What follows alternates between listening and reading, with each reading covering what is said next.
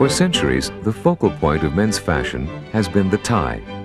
Today, as always, men court, create, compete, and relax while wearing a tie. The tie has grown to symbolize the essence of a man's style. It is often the most expressive piece of clothing a man can wear. That is, if it's well tied.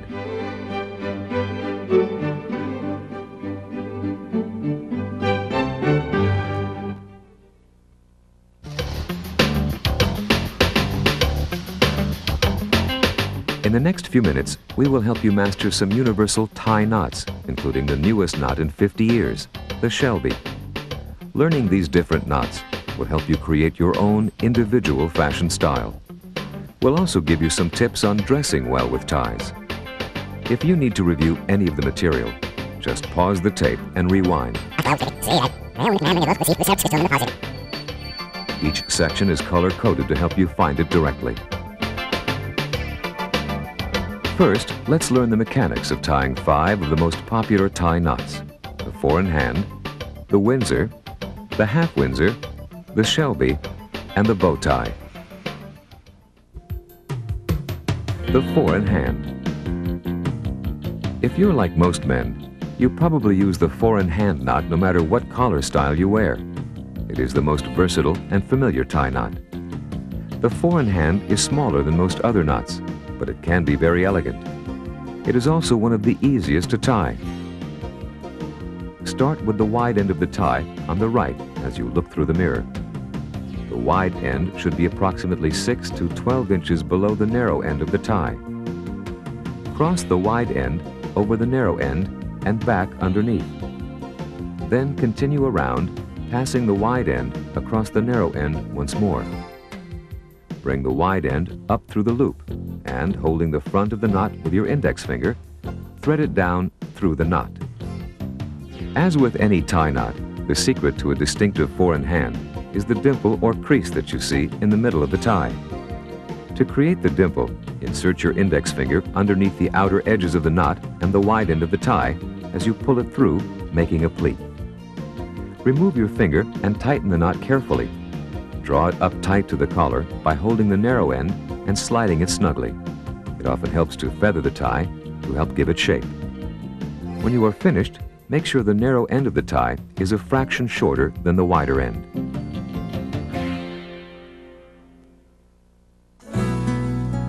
The Windsor. The Windsor is a large, full knot that works best with elegant attire. It was said to have been created by the Duke of Windsor to complement his widespread collars.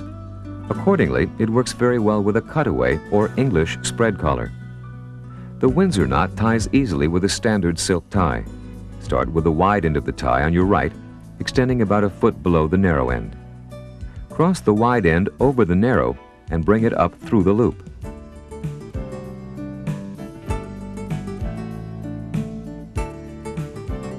Bring the wide end down, around, behind the narrow, and bring it back up through the loop.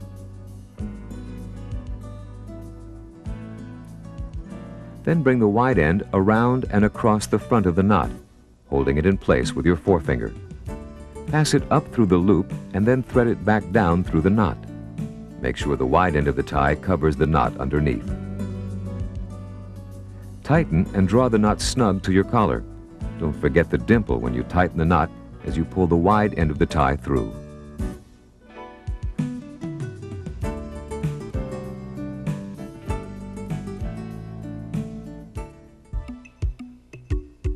The Half Windsor. The Half Windsor looks appropriate with either spread or standard shirt collars. You can discern a Half Windsor by its triangular shape. It's often used as an interesting alternative to the 4-in-hand.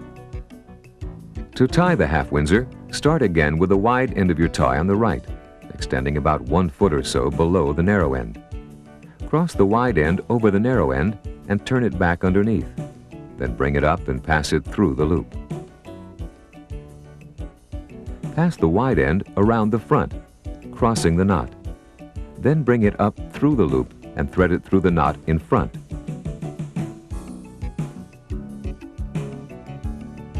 Again, make sure the wide end of the tie covers the knot underneath it. feather and tighten the knot carefully and draw it up to the collar.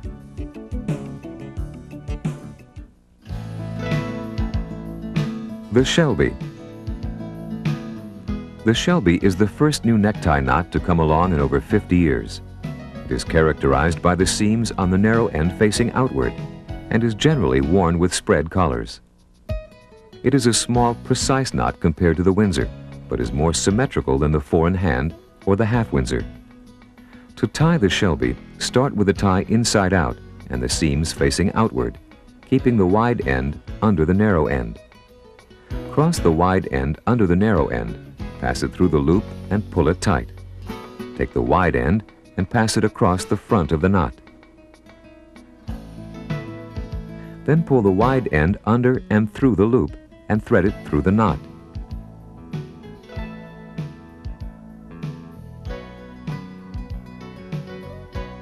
Secure the short end out of sight with a tie clip or by twisting the short end while the knot is being tied so the finished side is facing out.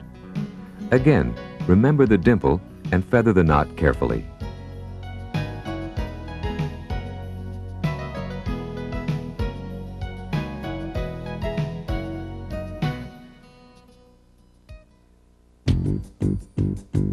The bow tie. While the bow tie is always appropriate for formal wear, it lends a sophisticated look to business and casual dress as well. It can be worn with either a formal or button-down collar. Tying the bow tie takes practice, but the bow tie does not need to be tied perfectly to look good.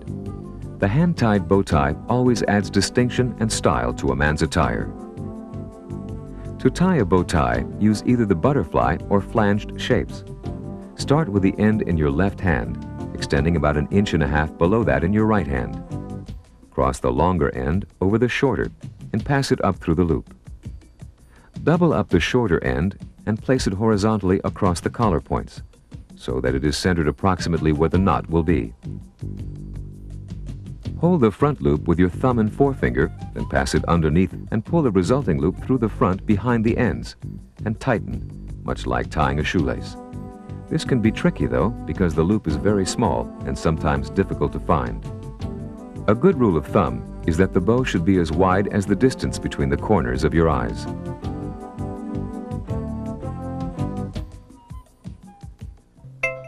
Now that you know the basic tie knots, here are a few extra pointers to assist you in looking your best.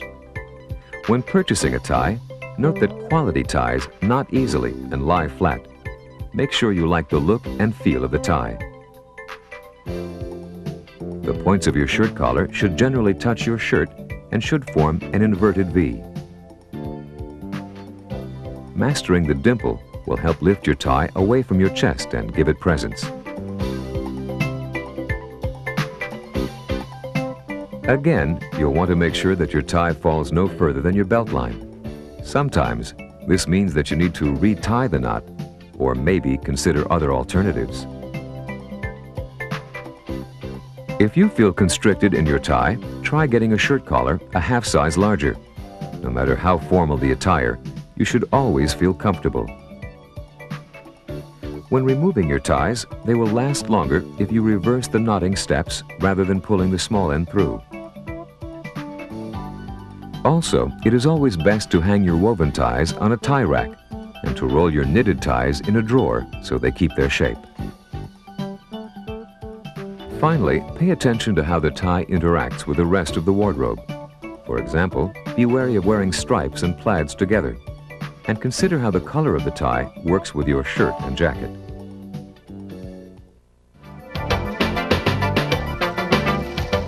In recent years, the fashion choices for men have been expanding, especially in the colors and fabrics you can find.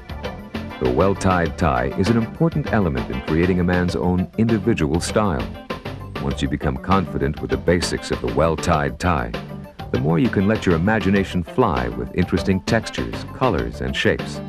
Most of all, be comfortable with the look you choose for yourself, and have fun with the tradition of the well-tied tie.